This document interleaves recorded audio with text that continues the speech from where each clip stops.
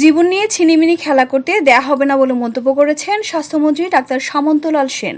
তিনি বলেন, জীবন চলে গেলে আর ফিরে আসে না, যার যায় সেই জানে। জীবন নিয়ে কোনো ছিনিমিনি খেলা আমি করতে দিই। মানুষের জীবন একটা, চলে গেলে আর ফেরত আসে না। সুতরাং সেটা কিন্তু বুঝতে হবে, যার যায় সে জানে যে তার 100%। বৃহস্পতিবার কুমিল্লায় সাংবাদিকদের সাথে এসব কথা বলেন তিনি। মন্ত্রী বলেন, চিকিৎসকদের রোগী দেখার সময় নির্ধারণ করে দেওয়া হবে। স্বাস্থ্য সুরক্ষা আইনের মাধ্যমে চিকিৎসকদের ফি কত হবে সেটার বিষয়ে সিদ্ধান্ত নেওয়া হবে। হাসপাতালগুলোতে পরিদর্শন করে সার্ভে করে কি যন্ত্রপাতি কেনা লাগবে অগ্রাধিকার ভিত্তিতে ব্যবস্থা নেওয়া হবে। যেসব পরীক্ষা নিরীক্ষা সরকারি হাসপাতালে হচ্ছে সেগুলো হবে। স্বাস্থ্যমন্ত্রী এ সময় স্থানীয় সংসদ সদস্যদের নিজ নিজ এলাকার সরকারি ও বেসরকারি হাসপাতালগুলো মনিটরিং করার আহ্বান জানান।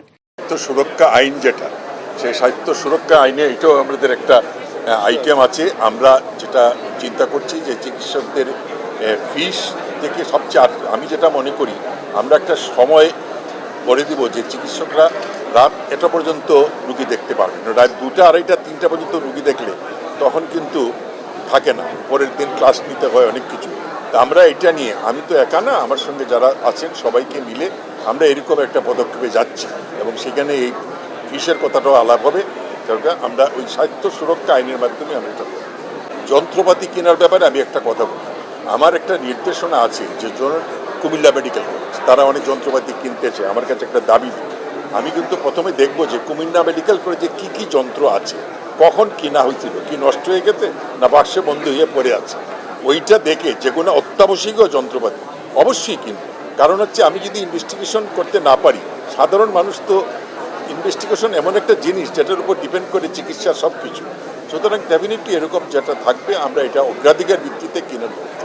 আর আমাদের হাসপাতালে যেগুলো হয় সেগুলো অবশ্যই হাসপাতালে করতে হবে, এটা আমি নির্দেশনা দিচ্ছি আর দিয়েছি এবং ভবিষ্যতেও দিব।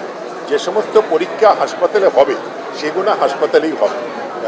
যে সমস্ত পরীক্ষা হাসপাতালে হয় সেগুলো কেউ বাইরে লিখতে পারবে না। কিন্তু সংসদ সদস্যরাও যদি তাদের এলাকায় যে সমস্ত প্রাইভেট ক্লিনিক এবং আছে এগুলো যদি কোনো অনিয়ম হয়, ওনারা যদি এগুলো মনিটর করেন আমাদেরকে জানান, তাহলে আমরা এই অবৈধ ইয়েটা বন্ধ করতে। এর আগে সকালে স্বাস্থ্যমন্ত্রী কুমিল্লা জেনারেল হাসপাতাল ও কুমিল্লা মেডিকেল কলেজ হাসপাতাল পরিদর্শন করে রোগীদের সাথে কথা বলেন। পরে কুমিল্লা মেডিকেল কলেজ অডিটোরিয়ামে আয়োজিত কুমিল্লা নোয়াখালী চাঁদপুর মেডিকেল কলেজের অধ্যক্ষ পরিচালক সহ অন্যান্য চিকিৎসকদের সাথে মতবিনিময় সভা অনুষ্ঠিত হয়। স্বাস্থ্য অধিদপ্তরের মহাপরিচালক ABM খুরশিদ আলমের সভাপতিত্বে সভায় অংশ নেন কুমিল্লা সদর আসনের সংসদ সদস্য বীর মুক্তিযোদ্ধা আকম বাহাউদ্দিন বাহার, কুমিল্লা সিটি মেয়র তাহসিন বাহার সূচনা, স্বাস্থ্য সেবা বিভাগের অতিরিক্ত সচিব মোহাম্মদ ওয়াহিদুজ্জামান, কুমিল্লা জেলা প্রশাসক খন্দকার মোহাম্মদ মুশফিকুর রহমান, স্বাস্থ্য শিক্ষা অধিদপ্তরের মহাপরিচালক ডাক্তার টিটু মিয়া, জেলা civil surgeon doctor Nasima Akhtar সহ আরও অনেকে উপস্থিত ছিলেন।